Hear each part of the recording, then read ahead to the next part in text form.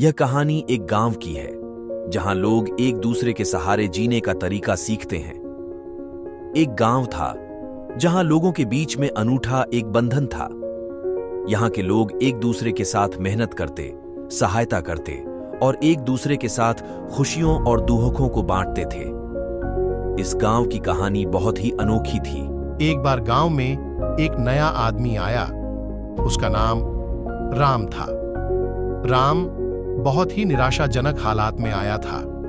वह एक छोटे से गांव में दूर रहते थे, जहां उनका परिवार बीमारियों और तंगी में फंसा था। उन्होंने सोचा कि वह इस गांव में आकर नए जीवन की कोशिश करेंगे। राम गांव में आकर एक आदर्श बनने के लिए प्रयास करने लगे। वे हर काम में मेहनत करते, दूसरों की सहायता करते और सबके लिए प्रेरणा स्रोत बन गए। दूसरे लोगों की खुशियों और दुखों में भी वे सहभागी रहते। एक बार गांव में बड़ा दुहक का समय भी आया जब गांव के मुखिया का बेटा अचानक बीमार पड़ गया।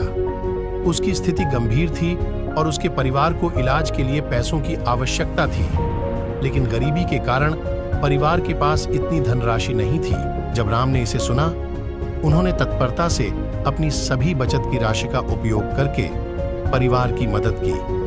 वे नहीं चाहते थे कि इस दुखी परिवार को किसी भी हमारी तरह जूझना पड़े। उन्होंने बचत की राशि के साथ साथ दूसरे गांव वालों को भी अपील की और उन्होंने भी उस परिवार की सहायता की। इस आपातकाल में गांव वालों ने एक बड़ी टीम बना ली। सभी ने मेहनत करके और अपने संगठन के साथ मिलकर इलाज के लिए पैसे इकट्ठा किए। थोड़े समय के बाद बेटे का इलाज हुआ और वह पूरी तरह स्वस्थ हो गया। इस घटना के बाद गांव वालों के मदद करने के इरादे एक दूसरे के साथ और भी मजबूत हो गए। यह उनकी सद्भावना, नेकी और सामर्थ्य का परिणाम था। वे सभी ने समझा कि दूसरों की मदद करके ही हमारा असली लक्ष्य पूरा होता है